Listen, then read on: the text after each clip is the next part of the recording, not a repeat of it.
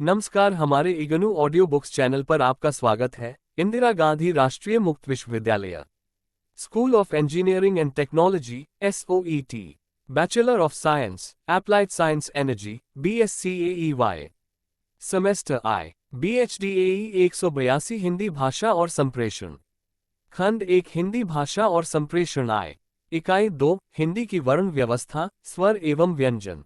2.0 उद्देश्य। प्रस्तुत इकाई इस पाठ्यक्रम की दूसरी इकाई है। इस इकाई को पढ़ने के बाद आप हिंदी की वर्ण व्यवस्था के बारे में जानकारी प्राप्त कर सकेंगे। 2.1 स्वर एवं व्यंजन वर्णों को लिखने की विधि को समझ सकेंगे। वर्ण विच्छेद तथा वर्णों के उच्चारण स्थान बता सकेंगे जो शुद्ध उच्चारण हेतु सहायक होंगे। स्वर तथा व्यंजन के उच्चारण में होने वाले प्रयत्न के बारे में सम्यक व्याख्या कर सकेंगे। प्रस्तावना। इस इकाई को पढ़ने से पहले आप हिंदी भाषा के विकास की जानकारी प्राप्त कर चुके हैं। आपने पाली, प्राकृत और अपभ्रंश, पुरानी हिंदी से होते हुए मैथिली, अवधी, ब्रजभाषा के विकास क्रम में खड़ी बोली की यात्रा को भली भांति समझ लिया होगा। आप ये जान चुके हैं कि हिंदी भाषा के विकास का इतिहास लगभग 1000 वर्षों का है। आदिकाल, मध्यकाल एवं आधुनिक काल में हिंदी के विकास की रूपरेखा से आप परिचित हो चुके हैं।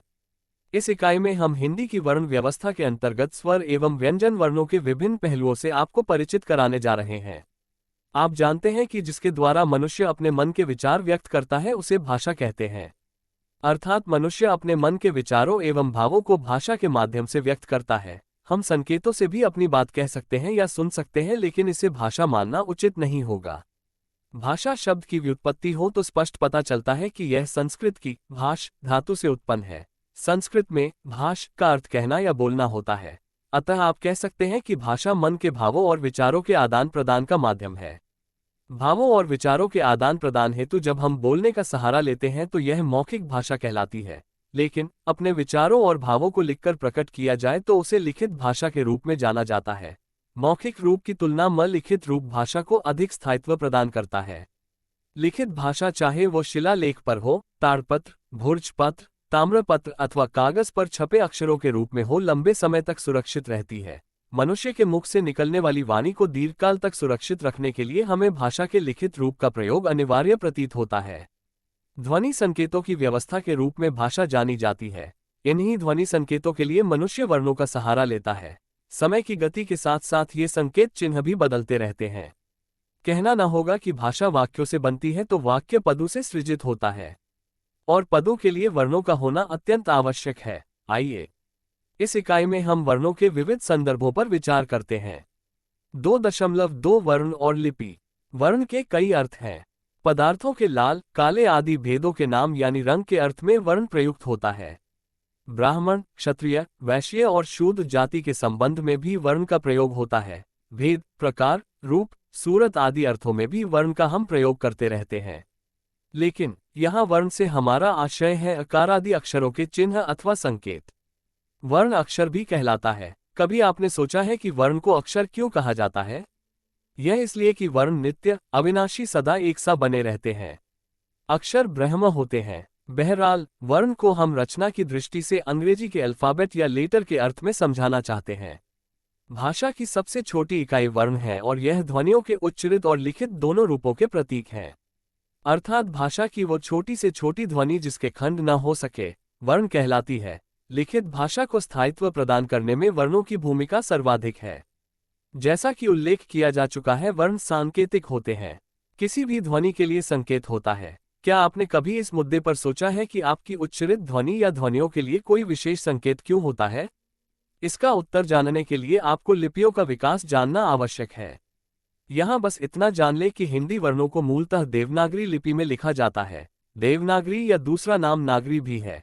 इसके अलावा महाजनी, कैथी, मारवाड़ी आदि लिपियों में भी हिंदी का लेखन होता है, लेकिन छापे की लिपि देवनागरी होने के कारण उन लिपियों का उतना अधिक महत्व नहीं रह गया है। इधर विज्ञान और प्रौद्योगिकी के विकास के कारण रोमन लिपि में हिंदी वर्ण लिखे जा रहे हैं। बताना जरूरी है कि हिंदी की प्रकृति और देवनागरी लिपि की प्रामाणिकता के सामने रोमन लिपि में हिंदी वर्ण कुछ हास्यास्पद प्रतीत होता है। हिंदी में जैसा बोला जाता है वैसा लिखा जाता है, साथ ही जैसा लिखा हुआ होता है वैसे पढ़ा जाता है। इसे पूरा करने की सामर्थ्य देवनागरी की है। रोमन लिपि में इस वैशिष्ट्य का अभाव है। एक उदाहरण से इसे स्पष्ट करने में सहज होगा। हिंदी में भाषा उच्चारित होता है तो उसे भाषा ही लिखा जाएगा, जबकि रोमन में उसे भाषा लिखा जाएगा। भाषा को भास, भाषा, भसा, भाष, भाषा, भाष, भाषा, भष आदि कई रूपों में पढ़ा जाएगा। अतः हिंदी वर्णों के लिए सर्वाधिक उपयुक्त, वैज्ञानिक और मानक लिपि देवनागरी ही है। इस लिपि का विकास ब्राह्मी लिपि से हुआ है, जिसमें संस्कृत वर्णमाला के सभी वर्ण मिलते हैं। हिंदी के अलावा संस्कृत, मराठी, नेपाली आदि भाषाओं के लिए देवनागरी लिपि का उपयोग होता है। 2-3 वर्ण विचार। भाषा में अनेकरूपता आ जाए तो विभिन्न प्रकार के भ्रम उत्पन्न होते हैं। ऐसी स्थिति में भ्रमों का निराकरण आवश्यक हो जाता है। भाषा का मानक रूप निश्चित करना पड़ता है। भाषा के शुद्ध रूपों और प्रयोगों के निरूपण की आवश्यकता होती है।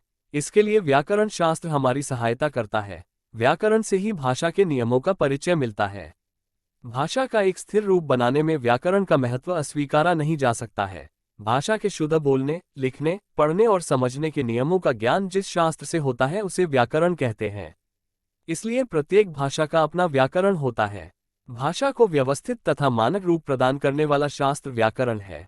हम यहाँ व्याकरण के संदर्भ में इसलिए बता रहे हैं कि वर्ण विचार व्याकरण का एक अंग है। व्याकरण में भाषा के विभिन्न घटकों का अध्ययन किया जाता है। इन्हें निम्नलिखित शीर्षकों से जाना जा सकता है। क वर्ण विचार, ऑर्थोग्राफी। ख शब्द विचार, एटिमोलॉजी। ग पद विचार। घ वाक्य विचार, सिंटैक्स। उपर्युक्त 4 विभागों के अतिरिक्त 2 और विभाग भी हिंदी व्याकरण में स्वीकृत हैं। चिन्ह विचार और छंद विचार।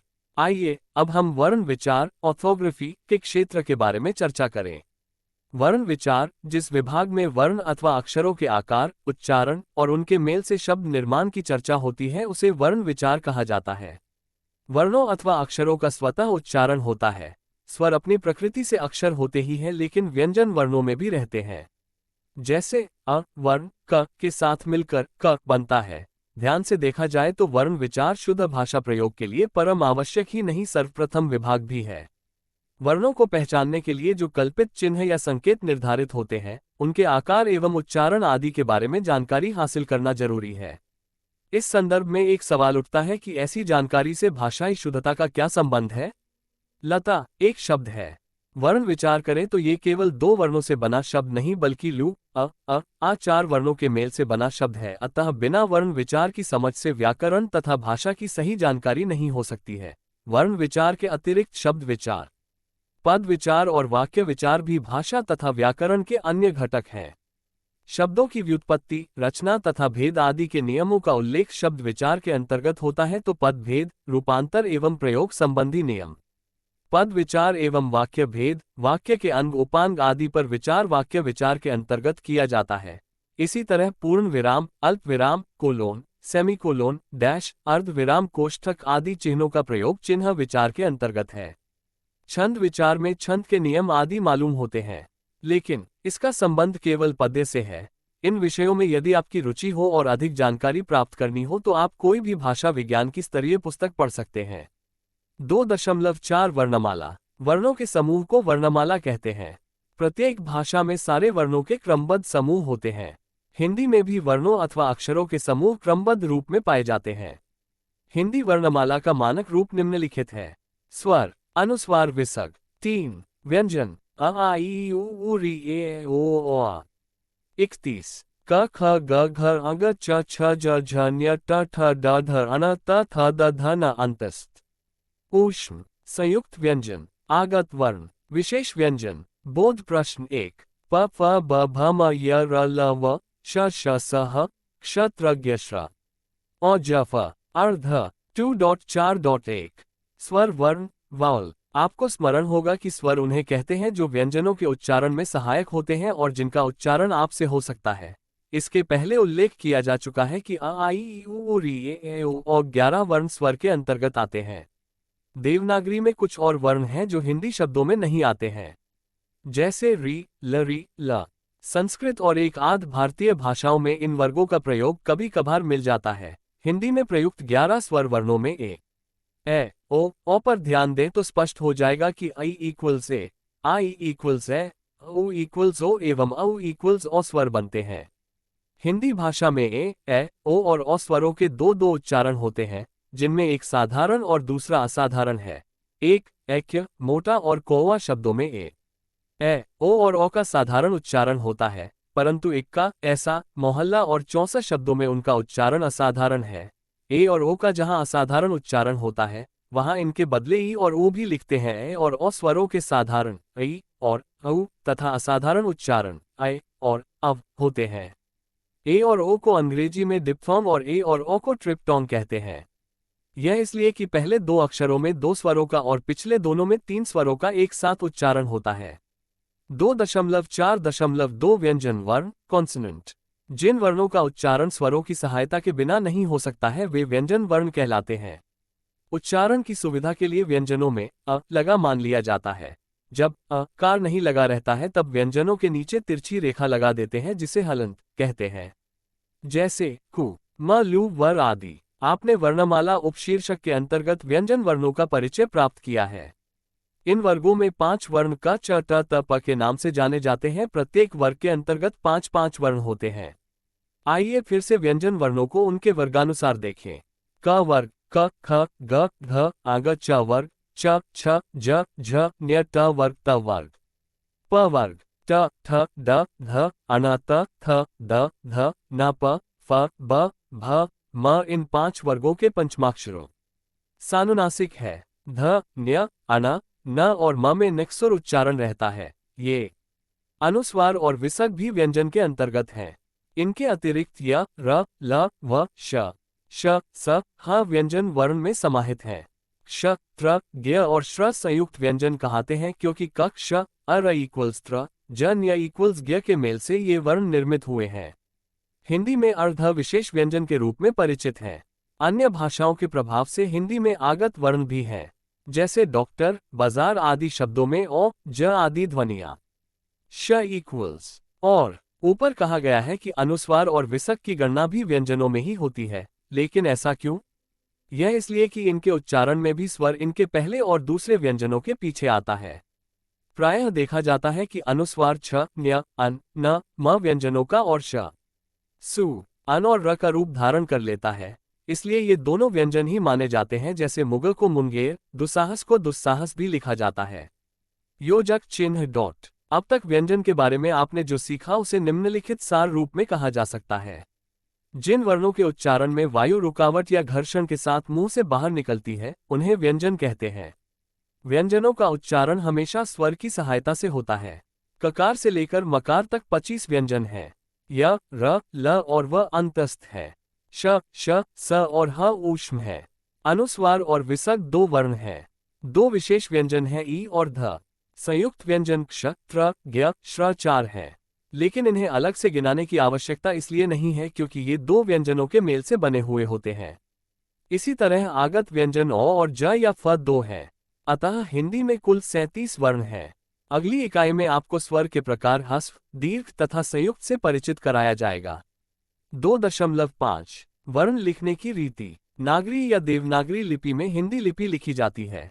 जब स्वर और व्यंजन साथ मिलाकर लिखे जाते हैं तब उनका वह रूप नहीं रह जाता जो वर्णमाला में पाया जाता है। स्वर के प्रतिनिधि के तौर पर कुछ चिन्ह रहते हैं। इन्हें मात्रा कहा जाता है। शब्द सृजन में मात्राओं की भूमिका महत्वपूर्ण होती है। अ की कोई मात्रा नहीं होती है, इसलिए किसी व्यंजन में अ न होने का उल्लेख करना हो तो उसके नीचे हलंत चिन्ह का प्रयोग करना होता है। अन्य स्वरों की मात्राएं निम्नलिखित रूप में प्रयुक्त होती हैं। डॉट, आ, का, ई, की, उ, कु, ए, के, कै, ओ, को यदि व्यंजन का व्यंजन से योग होता है तो व्यंजन युक्त या संयुक्त व्यंजन कहलाता है। श, त्र, ज्ञ आदि के बारे में चर्चा की जा चुकी है। ये व्यंजन संयुक्त कहलाते हैं। हिंदी में ज्ञ का उच्चारण ज्ञा किया जाता है। कहीं कहीं ज्ञ भी उच्चारित होता है। कुछ शब्दों में अक्षर ऊपर नीचे लिखे जाते हैं। ये अक्षर क, ट, ठ, ड और अड़ हैं। जैसे अक्कल, पट्टा, अड्डा, गद्दा, गट्ठा। इन्हें इस रूप में भी लिखा जाता है जैसे अक्कल, पट्टा, अड्डा, गट्ठा। कुछ शब्दों में अक्षर आगे पीछे लिखे जाते हैं और अगले अक्षर की सीधी पाई हटाकर मिलाए जाते हैं। ये अक्षर हैं ख, घ, त, थ, प, ब, भ, म, य, ल, व, श और स। ये अक्षर जब एक दूसरे से मिलते हैं तब पहले आने वाले अक्षरों की खड़ी पाई हटा दी जाती है। उदाहरण ख्याल, पत्थर, म्यान, शल्य, शिष्य, पुरस्कार आदि। इसी तरह अग और न्य किसी व्यंजन से मिलते हैं या अपने ही वर्ग के व्यंजन से मिलते हैं तो उसके ऊपर लिखे जाते थे, जैसे पंकज, अंजन आदि। इधर पंकज, अंजन आदि मान्य तथा मानक हैं, लेकिन त और अना दोबारा आए तो अत और अण हो जाते हैं, जैसे पत्ता और विशेषण। र के साथ जब ऊ और ऊ की मात्रा लगे तो उसे रू और रू के रूप में लिखा जाता है, जैसे रुपये, रूपवान आदि। किसी अक्षर के पहले र आता है तब उसका रूप निम्नलिखित रूप में लिखा जाता है। उदाहरण के रूप में धर्म, कर्म, निर्जन, निर्धन। किसी अक्षर के बाद र आए तो उसे अधोलिखित रूप में लिखा जाता है, जैसे प्रिय, चक्र, बज आदि। जब क के साथ त या र जुड़ता है तब दोनों के रूप ऐसे होते हैं, कत, क्र, क, टर, डर और धर के साथ यह जुड़े तो उनके रूप क्या, त्य, डर्य आदि। क के साथ व मिलता है तो क्व हो जाता है। श का योग ट, ठ या य से होता है तब निम्नलिखित रूप होते हैं, अष्ट, अष्ट, श। ह के साथ अणा, न, म, य, र, ल और व का योग होने से जो रूप बनते हैं उन्हें इस प्रकार लिखा जाता है, हन, हन, हा, हे, ह, हल। स्वर रहित द और ह जब स्वर सहित र के साथ संयुक्त होते हैं तब र को सी के रूप में लिखा जाता है, जैसे ह्रास, द्राक्षा, ह्रस्व, द्रव। स्वर रहित टर और ड जब र के साथ संयुक्त होते हैं तब र को के रूप में लिखते हैं, जैसे ट्रक, ड्रम, राष्ट्र, ड्रामा। जब स्वर सहित श र के साथ संयुक्त होता है तब इसे श्र के रूप में स्वीकृत किया जाता है, न कि श के रूप में, जैसे श्रम, श्रमिक, श्रमण। इसी प्रकार रि की मात्रा श के साथ जुड़कर श्रृंग का रूप लेती है, जैसे श्रृंगार, श्रृंखला। उपर्युक्त चर्चा में आपने मात्रा संयोजन और संयुक्ताक्षर बनाने में र की विशिष्ट स्थिति के बारे में जानकारी हासिल की। ऊपर दिए गए उदाहरणों के अतिरिक्त आप अन्य शब्दों का निर्माण कर सकते हैं। 2.6 वर्ण विच्छेद। जब किसी शब्द में प्रयुक्त वर्णों को अलग अलग किया जाता है तो उसे वर्ण विच्छेद कहा जाता है। शब्दों का वर्ण विच्छेद करते समय व्यंजनों को स्वर रहित रूप में और स्वर को अलग करके लिखा जाता है, जैसे विजय, हरदेव, महाजन। वर ई ज य ह अ द ए वर अम अह आ ज अन उदय। उद्यम, अम अप्रथम, पर आ, थ म अकार्य, रहीम, धर्म, सूर्योदय। ऐतिहासिक। 2.7 स्वर एवं व्यंजन के उच्चारण स्थान। जिस वर्ण का जहां से उच्चारण होता है वो उसका उच्चारण स्थान कहलाता है। उच्चारण स्थान के अनुसार वर्णों का विभाग निम्नलिखित है। कंठ से, तालु से, अ, आ, क, ख, ग, घ, अग, ह, ई, च, छ, ज, झ, न्य, य, श, रि, ट, ठ, ड, ध, श मूर्धा से। ओष्ठ से, उ, प, फ, ब, भ, म कंठ तालु से। ए कंठ होठों से। ओ दांत ओष्ठ से। फ व वर्त्स्य मसूड़ा से। स ज र ल जिह्वा से। ह नासिका से। आ उपर्युक्त सूची के अनुसार वर्ण ध्वनियों के नाम हैं कंठ्य, तालव्य, मूर्धन्य, दंत्य, ओष्ठ्य, नासिक्य, कंठ तालव्य, कंठोष्ठ्य, दंतोष्ठ्य आदि। अब आप समझ गए होंगे कि वर्णों का उच्चारण मुख के विभिन्न अवयवों कंठ, तालु, दांत, जिह्वा, नासिका आदि के द्वारा किया जाता है। ए और ए का उच्चारण कंठ और तालु से होने के कारण ये कंठ तालव्य कहलाते हैं। इसी प्रकार ओ और औ का उच्चारण कंठ और ओठों से होने से ये कंठोष्ठ्य कहलाते हैं। क का उच्चारण दांतों और ओठों से होने के कारण वो दंत्योष्ठ कहलाता है। पुनः अनुस्वार और चंद्रबिंदु का उच्चारण मुख और नासिका से होने से वे अनुनासिक हैं। उच्चारण के अनुसार स्वरों के भेदों के बारे में आप अगली इकाई में पढ़ेंगे, लेकिन यहाँ इतना बताया जा सकता है कि इनका वर्गीकरण अनुनासिक और अनानुनासिक है। आइए अब हम स्वर एवं व्यंजन के उच्चारण में होने वाले प्रयत्न के बारे में कुछ जानकारियां प्राप्त करते हैं। 2.8 स्वर एवं व्यंजन के उच्चारण में होने वाले प्रयत्न। वर्णों के उच्चारण में होने वाले व्यापार या यत्न को प्रयत्न कहा जाता है। प्रयत्न के दो भेद होते हैं। आभ्यंतर प्रयत्न। वर्णों के उच्चारण से पूर्व होने वाले प्रयत्न को आभ्यंतर प्रयत्न कहा जाता है। हर ध्वनि के लिए कोई न कोई प्रयत्न करना पड़ता है। मुंह के भीतर प्रयत्न होने के कारण ही उसे आभ्यंतर प्रयत्न कहते हैं। बाह्य प्रयत्न। वर्णों के उच्चारण में होने वाले प्रयत्न को बाह्य प्रयत्न कहते हैं। मुंह के बाहर जो प्रयत्न होता है उसे बाह्य प्रयत्न कहा गया है। भाषा वैज्ञानिकों के अनुसार प्रमुख रूप से प्रयत्न निम्नांकित के लिए किए जाते हैं। 1 घोष 2 अघोष 3 जपित 4 अल्प प्राण 5 महाप्राण 6 मौखिक ध्वनि 7 नासिक्य ध्वनि 8, मौखिक नासिक्य ध्वनि 9, स्पर्श 10, संघर्षी 11, पार्श्विक 12, लुंठित 13, उत्क्षिप्त 14, अर्धस्वर 15, मर्म 16, समृद्ध 17, अर्धसमृद्ध 18, अर्धविवृत 19, विवृत आदि। प्रयत्नों की संख्या 50 से भी अधिक हो सकती है। भारत जैसे बहुभाषी देश में किसी भी ध्वनि के लिए विभिन्न स्थानों पर एक से अधिक प्रयत्नों की आवश्यकता स्वाभाविक है। आभयंतर प्रयत्न के मुख्य 4 भेद होते हैं। उनका विवरण निम्नलिखित रूप में दिया जा सकता है। विवृत, जिन वर्णों को बोलते समय जिह्वा खुली रह जाए उनका विवृत प्रयत्न है। सभी स्वर विवृत हुआ करते हैं। स्पृष्ट, जिन वर्गों को बोलते हुए तालु आदि का जिह्वा के साथ स्पर्श हो उनका स्पृष्ट प्रयत्न होता है। क से म तक सभी वर्ण इनके अंतर्गत आते हैं। सामान्य विवृत, जिन वर्णों का उच्चारण करते समय तालु जिह्वा कुछ खुली रह जाए उनका सामान्य विवृत प्रयत्न होता है। य, र, ल व वर्ण इस प्रयत्न के अंतर्गत हैं। सामान्य स्पृष्ट, जिन वर्णों का उच्चारण करते समय जिह्वा भिन्न भिन्न स्थानों का थोड़ा स्पर्श करती है उनका सामान्य स्पृष्ट प्रयत्न होता है। उदाहरण स्वरूप श, श, स है। बाह्य प्रयत्न भेद इसके अंतर्गत 3 प्रकार हैं। क, जिह्वा का प्रयत्न, ख, स्वरतंत्रियों का नाद और ग, प्राणवायु का वेग। क, जिह्वा का प्रयत्न, व्यंजनों के उच्चारण में हमारी जिह्वा तथा मुख के अन्य अवयव जो प्रयत्न स्थितियां बनाते हैं वे 8 प्रकार की हैं। स्पर्शी, जिन व्यंजनों के उच्चारण में हवा फेफड़ों से आकर किसी अन्य अवयव का स्पर्श करती है और फिर अकस्मात बाहर निकलती है उन्हें स्पर्शी कहते हैं। जैसे क, ख,